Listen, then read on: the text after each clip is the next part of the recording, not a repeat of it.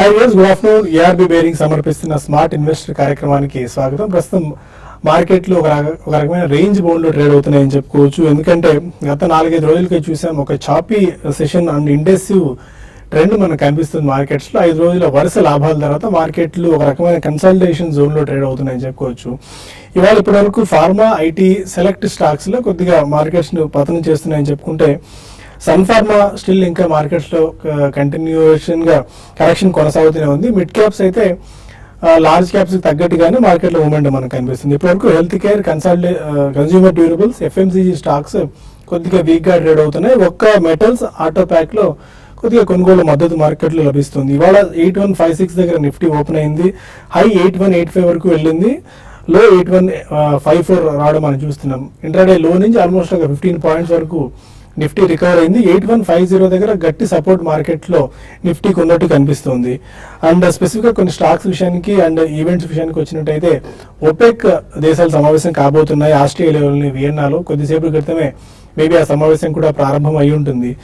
Overall గా దీనికి సంబంధించి ఒక క్లారిటీ రావచ్చు. అందుకే ఇవాళ క్రూడ్ ప్రైస్ లో పెద్దగా మొమెంటం ఏం లేదు. ఈ డెసిషన్ గురించి క్రూడ్ ఆయిల్ సంబంధించి ప్రైజెస్ ఆగి ఉన్నాయని చెప్పుకోవచ్చు.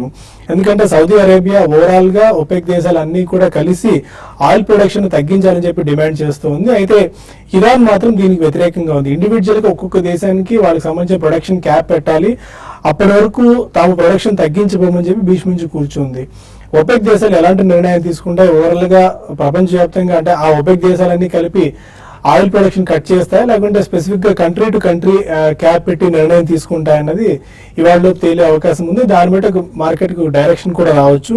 క్రూడ్ ఆయిల్ ప్రైజెస్ కనుక మరొకసారి $50 ఎగువన కానీ లేకుంటే ఇక్కడి నుంచి ఒక షార్ప్ రీబౌండ్ కనిపిస్తే మనకు ఒక రకంగా కొద్దిగా నెగిటివ్ ఇంపాక్ట్ అని చెప్పుకోవచ్చు అది. అండ్ F&O క్యూస్ ఒకసారి చూసుకున్నట్టయితే అండ్ దీన్ని బట్టి మార్కెట్ డైరెక్షన్ ఎలా మూవ్ అవుతుంది. అండ్ ఈ వరుస 4 రోజుల ఇండెసిసివ్ సైడ్ వేస్ మూమెంట్ తర్వాత ఇవాళ నిన్న కూడా మనం చూసాం, మొన్న కూడా 8200 మార్క్ ని టచ్ చేసే ప్రయత్నం చేసింది కానీ బట్ అక్కడ గట్టి రెసిస్టెన్స్ ఎదురవుతుంది. 2 డేస్ కూడా వరుసగా వెనక్కి రావడం మనం చూసాం. 8200 మార్క్ ని క్రాస్ చేసిన ప్రయత్నంలో భాగంగా దీన్ని బట్టి మార్కెట్లు కొద్ది రోజుల పాటు కన్సల్టేషన్ దిశగా ట్రేడ్ అయ్యే అవకాశాలు మనకు కనిపిస్తున్నాయి. ఏదైనా 8150 డౌన్ సైడ్ బ్రేక్అవుట్ వచ్చి ఆ 8135 కనుక డౌన్ వస్తే అక్కడ కొద్దిగా ప్రాఫిట్ బుకింగ్ రావచ్చు అని చెప్పి స్ట్రీట్ ఎక్స్పెక్ట్ చేస్తుంది. ఈ నేపథ్యంలో 8000 పుట్స్ బాగా ఓపెన్ ఇంట్రెస్ట్ బిల్డప్ అవుతుంది. ఆల్మోస్ట్ 69,77,000 కాంట్రాక్ట్స్ ఇప్పటి వరకు పుట్స్ లో రావడం మనం చూస్తున్నాము. ఫ్రెష్ గా ఇవాళ కూడా ఆల్మోస్ట్ 3.5 lakh నుంచి 4 lakh కాంట్రాక్ట్స్ యాడ్ అయ్యాయి 8000 పుట్స్ లో. అండ్ 8100 పుట్స్ లో కూడా ఓపెన్ ఇంట్రెస్ట్ ఆల్మోస్ట్ 2.5 lakh వరకు కొత్తగా కాంట్రాక్ట్స్ యాడ్ అయ్యాయి. ఓపెన్ ఇంట్రెస్ట్ ఆల్మోస్ట్ 33 lakhs ఉంది 8100 పుట్స్ లో భాగంగా. ఇక ఓవరాల్ గా మార్కెట్ ట్రెండ్ ఎలా ఉండొచ్చు, ఈ టైంలో ఇన్వెస్ట్మెంట్ ట్రేడర్స్ ఎలాంటి కాషియస్ స్టెప్ తీసుకోవాలి అంశాలు మనతో మాట్లాడడానికి ఇద్దరు అనలిస్టులు సిద్ధంగా ఉన్నారు. గుడ్ ఆఫ్టర్నూన్ మొదటి ఆఫీసర్. స్పెసిఫిక్ గా 4 రోజుల పాటు ఒక సక్సెసివ్ సైడ్ వేస్ లో మార్కెట్ ట్రేడ్ అవుతూ వస్తుంది. స్పెసిఫిక్ డైరెక్షన్ మార్కెట్ లో మనకు కనిపించట్లేదు. 8200 మార్క్ టెస్ట్ చేయాలనుకునే ప్రతిసారి వెనక్కి వస్తూనే ఉంది. ఇప్పుడు 8150 ఇవాళ ఆల్మోస్ట్ 8154 వరకు ఇంట్రాడే లో మనం చూసాము. అంటే 8150 దగ్గర గట్టి సపోర్ట్ మార్కెట్స్ లో కనిపిస్తుంది. ఇది బ్రేక్అవుట్ అవుతే తప్ప మార్కెట్స్ లో కొద్దిగా షార్ట్ టర్మ్ వీక్నెస్ రాకపోవచ్చు అని చెప్పి స్ట్రీట్ ఎక్స్పెక్ట్ చేస్తుంది. మీ కామెంట్ ఏంటి దీని మీద? టెక్నికల్ గా చూస్తే కనుక మార్కెట్ చాలా స్ట్రాంగ్ గా ఉంది అనుకోవచ్చు. ఇండికేటర్స్ అన్ని పాజిటివ్ గా ఉన్నాయి. ట్రెండ్ లైన్స్ పైన మార్కెట్ చాలా స్ట్రాంగ్ గా ఉంది. అలాగే మనం ప్యాటర్న్ చూస్తే కనుక ఈ 2 రోజులుగా ఒక ఇండివిజువల్ బార్ మటుకు కొంచెం వీక్నెస్ చూస్తున్నామే తప్ప కానీ ఓవర్గా ఒక క్లాసికల్ ప్యాటర్న్ కానీ ఫామ్ కాలేదు కాబట్టి, అంటే ఒక డబుల్ టాప్ ప్యాటర్న్ కానీ లేదంటే రివర్సల్ ప్యాటర్న్ కనిపించలేదు కాబట్టి మార్కెట్ లో ఒక మైనర్ వీక్నెస్ ఉంది తప్ప కానీ ఒక మేజర్ ట్రెండ్ రివర్సల్ అయితే కనిపించలేదు. లాస్ట్ వీక్ మనం చూసాము ఒక మేజర్ టెక్నికల్ అప్వర్డ్ బ్రేక్అవుట్ వచ్చింది కాబట్టి ఇవాళ ఒక పాజ్ తీసుకొని ఈ వారంలో ఒక మైనర్ పుల్ బ్యాక్ రియాక్షన్ చూస్తున్నామే తప్ప కానీ ట్రెండ్ లో మటుకు ఎటువంటి వీక్నెస్ కనిపించట్లేదు. ఈ వాళ్ళ వచ్చేది ఈ నిన్న వచ్చిన ఒక కరెక్షన్ అది నార్మల్ టెక్నికల్ ఒక హెల్తీ కరెక్షన్ అనుకోవచ్చు. అలాగే మార్కెట్ చూస్తే కనుక లాస్ట్ 2 days గా 8200 దగ్గర రెసిస్టెన్స్ తీసుకొని కొంచెం డే లో దగ్గర నిన్న మొన్న క్లోజ్ అవడం చూసాము. అంటే ఈ లెవెల్లో ఒక రెసిస్టెన్స్ ఒక టాప్ ఏర్పడింది కాబట్టి మార్కెట్ ఒక మైనర్ కరెక్షన్ లోకి వెళ్లే అవకాశం ఉంది. ఇవాళ 3వ రోజు కూడా మార్కెట్ డే లో దగ్గర ట్రేడ్ అవుతుంది కాబట్టి మార్కెట్ లో కొంచెం ఒక స్వల్ప వీక్నెస్ వచ్చే అవకాశం కనిపిస్తుంది. కాకపోతే మనం కన్ఫర్మేషన్ కావాల్సింది 8150 సపోర్ట్ ఉంది. ఒకవేళ కనుక 8,150 కనుక బ్రేక్ అయ్యి దాని కింద క్లోజ్ అవుతే, గత కొన్ని రోజులుగా చెప్పుకుంటున్నట్టుగా వీక్ అయ్యి దాని కింద క్లోజ్ అవుతే మార్కెట్లో ఒక షార్ట్ టర్మ్ కరెక్షన్ మాక్సిమం ఒక 8,000 వరకు వెళ్ళే అవకాశం ఉంది. కాబట్టి ఈ నేపథ్యంలో లాంగ్ తీసుకోవాలని అనుకున్న వాళ్ళు కొంచెం వెయిట్ చేయడం మంచిది. ఒకవేళ డిప్ వచ్చి నెక్స్ట్ ఫ్యూ డేస్లో 8,000 దగ్గర కన్సాలిడేషన్ అయ్యి మనం అనుకుంటున్నట్టుగా, అలాగే 8,000 పైన స్ట్రాంగ్గా క్లోజ్ అవుతాయి, అప్పుడు లాంగ్ పొజిషన్ తీసుకొని 7950 కింద స్టాప్ లాస్ పెట్టుకోవచ్చు. అలాగే ఈ లెవెల్లో షార్ట్ తీసుకోవడం అనేది చాలా రిస్కీయే, ఎందుకంటే ట్రెండ్ ఇంకా పాజిటివ్గా ఉంది. ఒకవేళ ఎవరైనా తీసుకుంటే కనుక 8,200 పైన స్ట్రిక్ట్గా ఒక స్టాప్ లాస్ పెట్టి హోల్డ్ చేయొచ్చు. సో స్టాక్స్ అన్ని కూడా, ఫ్రంట్ లైన్ స్టాక్స్ అన్ని కూడా ఈ ర్యాలీలో 5 to 10% కరెక్షన్ వచ్చింది కాబట్టి సో ఈ లెవెల్లో కొంచెం డిప్ కోసం ఎదురు చూడటం మంచిది. కాకపోతే ఈ లాస్ట్ 2-3 రోజులుగా చూస్తున్న కరెక్షన్ పాజిటివ్ అనుకోవచ్చు, ఎందుకంటే టెక్నికల్ థియరీ ప్రకారం మార్కెట్ అప్ ట్రెండ్ తర్వాత కరెక్షన్ వచ్చిన తర్వాత కూడా మద్దతు పైన నిలబడిందంటే కనీసం 3 రోజులు ఓవరాల్గా ట్రెండ్ పాజిటివ్గానే అంటున్నారు. సో ఓవరాల్గా కొంచెం మార్కెట్ పాజిటివ్గానే ఉంది కాబట్టి లాంగ్ పొజిషన్స్ వాళ్ళు 8150 కింద క్లోజింగ్ బేసిస్ మీద స్టాప్ లాస్ పెట్టి హోల్డ్ చేయొచ్చు. ఓకే, బ్యాంక్ నిఫ్టీ ఎలా ఉంది ఇవాళ? ఓవరాల్ ఇండెక్స్ వీక్ గా ఉన్నా కూడా బ్యాంక్ నిఫ్టీ కొద్దిగా పాజిటివ్ గా ట్రేడ్ అవ్వడం మనం చూస్తున్నాం. బట్ స్టిల్ ఇప్పటికైతే ఒక 10 పాయింట్స్ డౌన్ తో 17,414 దగ్గర ట్రేడ్ అవుతుంది బ్యాంక్ నిఫ్టీ. అండ్ మిగిలిన ట్రెండ్ ఎలా ఉండొచ్చు? ఇప్పుడే బ్యాంక్ నిఫ్టీ ఈరోజు ఫ్లాట్గా పెద్దగా బ్యాంక్ నిఫ్టీలో పెద్దగా మూవ్మెంట్ అనేది లేదు. నిన్న చూసాము, నిన్న నిఫ్టీ ప్లస్లో క్లోజ్ అయినా కూడా బ్యాంక్ నిఫ్టీ మాత్రం -1%లో క్లోజ్ అయింది. కాబట్టి ఈరోజు కొంచెం డౌన్ సైడ్ అనేది కూడా ఈరోజు పెద్దగా బ్యాంక్ నిఫ్టీలో కనపడలేదు. బట్ ఓవరాల్గా మార్కెట్ కన్సాలిడేషన్లో కొంచెం బుక్గా చెప్పాలంటే బోరింగ్ మార్కెట్ లాగా ఉంది, ఒకే రేంజ్లో. మరి ముఖ్యంగా ట్రేడ్ ఈరోజు చూస్తే ఒక 20 పాయింట్స్ రేంజ్లోనే ఉంది నిఫ్టీ డే అంతా కూడా. అట్ సైడ్ అప్ సైడ్ కానీ డౌన్ సైడ్ కానీ ఈవెన్ ఇంట్రాడే బ్రేక్అవుట్స్ కూడా రావట్లేదు. కాబట్టి క్లోజింగ్ కూడా చాలా వరకు ఇదే విధమైన ధోరణిలో ఉంటుంది. అయితే ఇక్కడ ఈరోజు కొంచెం ఇంట్రెస్టింగ్ ఏంటంటే కొంచెం మిడ్ క్యాప్లో మనం గత 3-4 ట్రేడింగ్ సెషన్లుగా చెప్పుకుంటున్నాం మిడ్ క్యాప్లో యాక్షన్ లేదని. బట్ ఈరోజు కొన్ని సెలెక్టెడ్ మిడ్ క్యాప్స్లో కొంచెం యాక్షన్ అనేది, అంటే న్యూస్ బేస్డ్ ఏదైనా కూడా క్రాంప్టన్ గ్రేవ్స్ ఒక 8% దాకా పెరిగింది విత్ వాల్యూమ్స్తో మనకి చూస్తున్నాము. తర్వాత సుజిలాన్ ఒకటి పోస్ట్ రిజల్ట్ తర్వాత కొంచెం స్టాక్ కరెక్ట్ అయ్యింది అయితే, బట్ ఈరోజు ఒక 2.5% దాకా పెరిగింది. అదేవిధంగా కోల్ ఇండియా ఒకటి ఇది న్యూస్ ఉంది, ఇది కూడా చాలా స్ట్రాంగ్గా ట్రేడ్ అవుతుంది.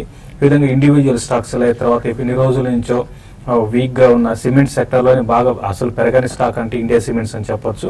అయితే అది కూడా ఒక బ్రేక్అవుట్ చాలా రోజుల తర్వాత ఒక 92 ఆ లెవెల్స్లోకి ఇచ్చి మళ్ళీ కిందకి రావడం చూస్తున్నాం.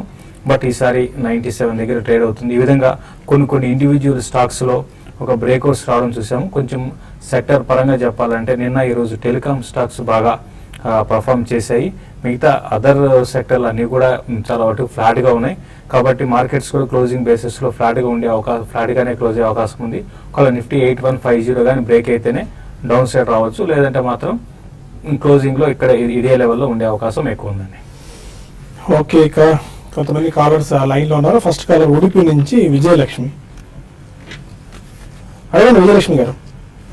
Hello, good afternoon all of you అండి. గుడ్ ఆఫ్టర్నూన్ అండి. శేషు గారు నమస్తే సార్. చెప్పండి. కరెంట్ లెవెల్స్ లో కోల్ ఇండియా తీసుకోవచ్చండి, short time or long term కి? కోల్ ఇండియా ఇవాళ న్యూస్ కూడా వచ్చింది, కొన్ని రీసెర్చ్ ఏజెన్సీలు రేటింగ్ కూడా పెంచాయి కోల్ ఇండియా. ఓకే అండి, కోల్ ఇండియా అంటే ఒకటి రెండుగా చూసుకోవచ్చు అండి. ఒకటి ఏంటంటే ఇన్ని రోజులు అంటే కొన్ని ఏళ్ల నుంచి ఇది స్టాక్ ఏంటంటే ఒకే రేంజ్ లో ఉంది, పెద్దగా పెరగడం అనేది లేదండి. ఒకే రేంజ్ అంటే ఇంకా డౌన్ సైడ్ మనం చూస్తున్నాము. ఆల్మోస్ట్ ప్రతి ఇయర్ కి న్యూ లోస్ రావడము ఆ విధంగా ఉంది. బట్ రీసెంట్ గా కొంచెం ఇటు రిజల్ట్ పరంగా కొంచెం ఇంప్రూవ్మెంట్ ఉంది. ఈవెన్ ఫండమెంటల్స్ కూడా బ్యాడ్ ఫండమెంటల్స్ కంపెనీ అయితే కాదండి. వాల్యుయేషన్స్ చూసుకుంటే 11 PE దగ్గర కోట్ అవుతుంది. అయితే ఫార్వర్డ్ ఎర్నింగ్స్ లో అంటే గ్రోత్ అనేది ఇక్కడ నుంచి పెద్దగా ఉండకపోవచ్చు అనే ఒకటి కన్సర్న్ అండి. అది అంతకు మించి పెద్దగా నెగటివ్స్ అంటే ఏం లేవు. మీరు షార్ట్ టర్మ్ కి లాంగ్ టర్మ్ కి కొంచెం అంటే ప్రైస్ ఒకటి అట్రాక్టివ్ ఉంది. ప్లస్ ఇమీడియట్ గా అయితే మాత్రం ఒక అప్ ట్రెండ్ అనేది వచ్చిందండి. ఈ అప్ ట్రెండ్ 320 కానీ క్రాస్ అయిందంటే ఇంకా ఫర్దర్ కూడా పెరిగి 360 దాకా వెళ్ళొచ్చు. బట్ నా పర్సనల్ ఉద్దేశం ఏంటంటే కోల్ ఇండియా ఇంతకుముందు ఇన్వెస్ట్ చేసుకున్న వాళ్ళకి పెద్దగా రిటర్న్ ఇచ్చింది ఏం లేదు. దాని దృష్టిలో పెట్టుకుంటే మీరు కొంచెం దీనికన్నా మూమెంటం ఉన్న స్టాక్స్ లో మీరు ఇన్వెస్ట్ చేసుకోవడం మంచిదండి. నాగార్జున సాగర్ నుంచి వెంకటేశ్వర్లు మరో కాలర్. హలో సార్, నమస్కారం సార్. నమస్కారం అండి, చెప్పండి.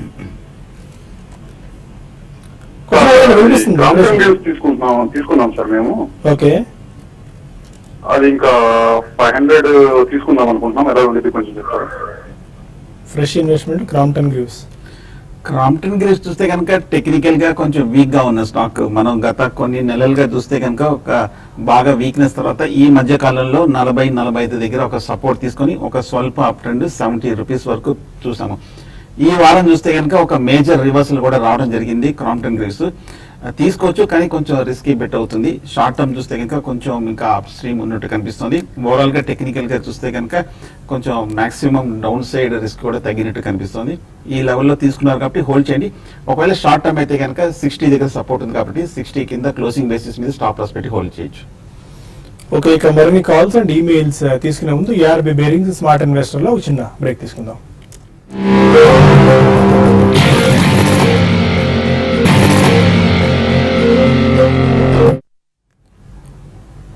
Welcome back to smart investor. మరో కాలర్ వైజాగ్ నుంచి కృష్ణకుమారి. హలో హలో, అదేనండి కృష్ణకుమారి గారు వినిపిస్తుంది. అదే ఫెడరల్ బ్యాంక్ అండి, నేను 52 లో తీసుకున్నాను. ఓకే, ప్రాస్పెక్ట్స్ ఏంటని.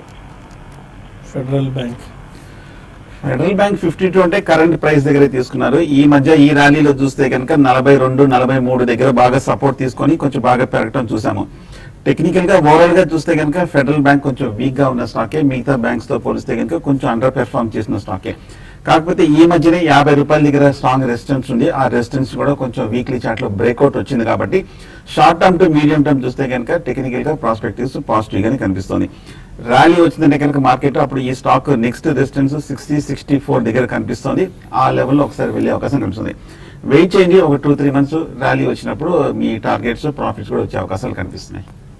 హైదరాబాద్ నుంచి శ్రీనివాస్ రెడ్డి మరో కాలర్. అడగండి శ్రీనివాస్ రెడ్డి. హలో అడగండి సార్. అదే Kelton securities sir, MSR India అండి. 95 లో ఎంఎస్ఆర్ కొన్నామండి, కెల్టన్ ఏమో 200 లో కొన్నాం. Kelton technologies and MSR India. Okay, ఏం తెలుసుకుందాం అనుకుంటున్నారండి? హలో, అదే okay. Long term long term అనేది ఒకటి. లాంగ్ టర్మ్ అంటే మీరు కొంచెం క్వాలిటీ స్టాక్స్ లో మీరు బై చేయాల్సి ఉంటుందండి. ఇప్పుడు ఎంఎస్ఆర్ ఇండియా అనేది చాలా ఫండమెంటల్స్ అంటే లాస్ట్ కొన్ని రోజులుగా కొంత ఇంప్రూవ్ ఉంది. బట్ ఈ స్టాక్ ఏంటంటే బాగా ఆపరేటెడ్ స్టాక్ అండి. ఈవెన్ రెవెన్యూస్ పరంగా చాలా స్ట్రాంగ్ రెవెన్యూస్ గ్రోత్ ఉంది. బట్ ప్రాఫిట్స్ మాత్రం ఏమాత్రం లేదండి. ప్లస్ లాస్ట్ ఇయర్కి ఈ ఇయర్కి చూస్తే ఒక 10 crores ప్రాఫిట్ నుంచి ఇప్పుడు ఆల్మోస్ట్ ఫ్లాట్ ప్రాఫిట్స్ అనమాట. అంటే ప్రాఫిట్సే లేవు, బట్ రెవెన్యూ గ్రోత్ ఉంది. అందుకని ఏంటంటే ఈ స్టాక్లో మనం చూసాము చాలా హై నుంచి బాగా కరెక్ట్ అయింది. బట్ మీరు ఎక్కడ తీసుకున్నారో నాకు తెలియదండి. బట్ ఇదేంటంటే మీరు అంత ఎక్కువ కాలం వెయిట్ చేయకండి. ఈ స్టాక్లో మీరు కొంచెం ర్యాలీస్ వస్తే, కొంచెం ప్రాఫిట్స్ వస్తే మీరు ఎంఎస్ఆర్ ఇండియా నుంచి ఎగ్జిట్ కమ్మంటాను. ఈవెన్ కెల్టర్ టెక్నాలజీస్ కూడా సేమ్ అండి. ఇది ఏంటంటే ఫండమెంటల్స్ బ్యాడ్ ఫండమెంటల్స్ కావు. కాకపోతే ఈ ప్రైస్ అనేది వాల్యుయేషన్స్కి జస్టిఫై చేయదండి. అంటే ఎక్స్పెన్సివ్ స్టాక్ అని చెప్తాము. కాబట్టి ఇది కూడా మీరు ఏంటంటే ర్యాలీస్లో ఎగ్జిట్ కానీ క్లోజర్గా మీ రేట్ వస్తే, ఈ మధ్యకాలంలో చూసాము 220 లెవెల్స్ నుంచి నాన్ స్టాప్ డౌన్ ట్రెండ్ చూసాము. ఇప్పుడు 180 ఆ లెవెల్ కానీ బ్రేక్ అయిందంటే ఇంకా ఫర్దర్ కూడా వీక్ కావచ్చు. కాబట్టి బెటర్ ఏంటంటే మీ రేట్కి వచ్చినప్పుడు 1-2 రూపాయలు అటు ఇటు ఎగ్జిట్ కమ్మని చెప్తాను. కాకినాడ నుంచి మూర్తి మరో కాలర్. అడగండి Murthy. Good afternoon sir. Good afternoon. Sir, Titagarh Wagons Limited ఒకటండి, టెక్స్టైల్ ఒకటండి. ఇప్పుడు ప్రజెంట్ ఈ వాల్యూలో ఎలా తీసుకోవచ్చండి? ఫండమెంటల్స్ ఎలా ఉంటాయి సార్ ఆ కంపెనీ? టిటాగర్ వ్యాగన్స్ తీసుకుందాం. టిటాగర్ వ్యాగన్ చూస్తే కనుక ఈ మధ్య కాలంలో మొన్న జనవరిలో 165-170 రూపాయల వరకు పెరిగి మళ్ళీ ఈ మధ్య కాలంలో తర్వాత రైల్వే బడ్జెట్ వచ్చిన తర్వాత స్ట్రాంగ్ రియాక్షన్ మనం చూసాము. 80 రూపాయల వరకు రావడం చూసాము. టెక్నికల్ గా చూస్తే కనుక కొంచెం మైనర్ కరెక్షన్ లో ఉంది నా ఉద్దేశం. కాకపోతే ఈ లెవెల్లో స్ట్రాంగ్ సపోర్ట్ ఉంది కాబట్టి టిటాగర్ వ్యాగన్స్ ఇక్కడ నుంచి పెద్ద డౌన్ సైడ్ లేదు. ప్రస్తుతం అయితే మరి హోల్డ్ చేయండి. కొన్ని మెయిల్స్ వచ్చాయి, వాటికి సమాధానం తెలుసుకుందాం. నాగమల్లేశ్వరరావు కమిలి అడుగుతున్నారు, శిల్పి కేబుల్ 88 రూపీస్లో, జికామ్ 60 రూపీస్లో తీసుకున్నారు, హోల్డ్ ఆర్ ఎగ్జిట్? జికామ్ అయితే కంటిన్యూగా వద్దని చెప్తున్నామండి. మీరు అవాయిడ్ చేయండి. మీరు అంటే ఆల్రెడీ తీసుకొని ఉంటే మాత్రం మీరు బెటర్ ఏంటంటే జికామ్ నుంచి ఎగ్జిట్ కమ్మని చెప్తాను. సంథింగ్ రాంగ్ విత్ మేనేజ్మెంట్ అండి. కాబట్టి మీరు బెటర్ ఏంటంటే ఎగ్జిట్ కమ్మని చెప్తాను.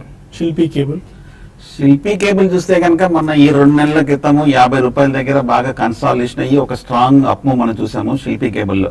In fact last 2-3 months sharp run up కూడా రావడం జరిగింది. 110, 115 దాకా రావడం చూసాము.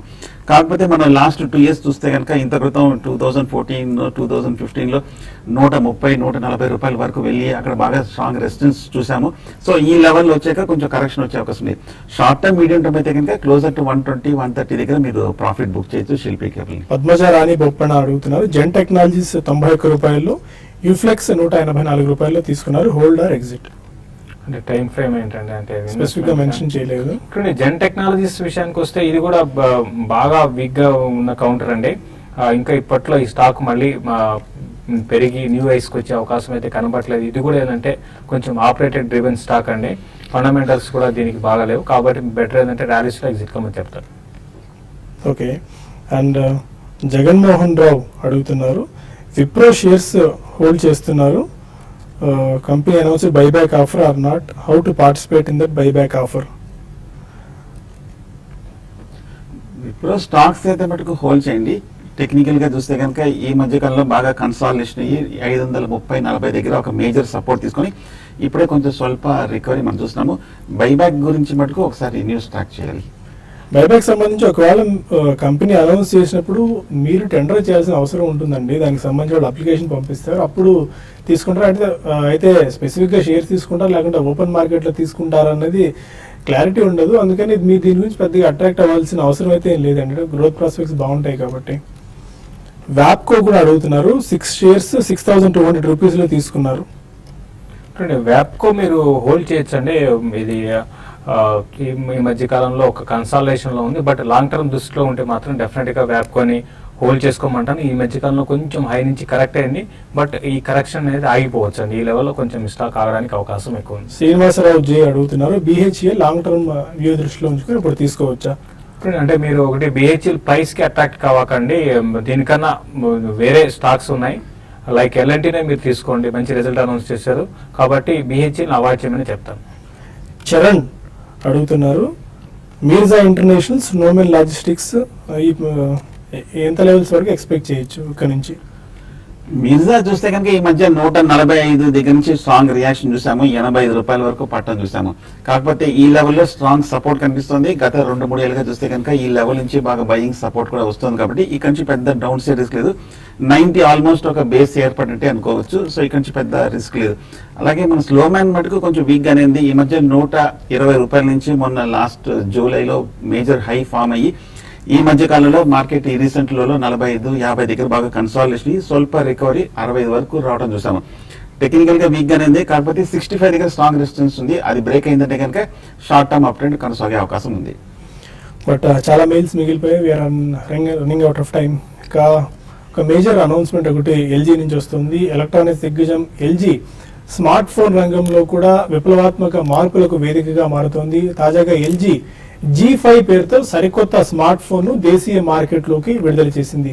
Qualcomm Snapdragon 820 ప్రాసెసర్తో 4GB RAM, 16 megapixel rear camera with LED flash ఇందులో చేస్తున్నారు. అండ్ 8 మెగాపిక్సెల్ సెల్ఫీ కెమెరా కూడా ఇందులో ఉంది. 2800 mAh బ్యాటరీతో రూపొందించిన ఈ స్మార్ట్ ఫోన్ ఇప్పుడు టెక్నాలజీ రంగంలో కూడా ఒక హాట్ టాపిక్ గా మారింది. 5.3 inch screen, 2560 pixel display, 32GB inbuilt memory చూపర్లను ఇట్టే కట్టిపడేసేలా ఉంది.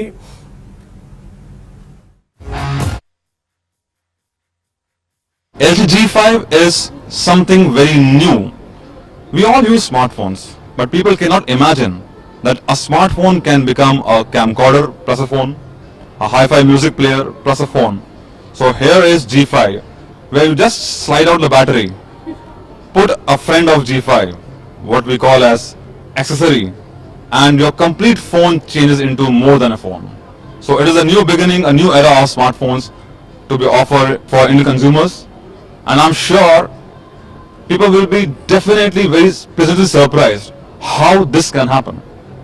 And here is a live example that you imagine we deliver.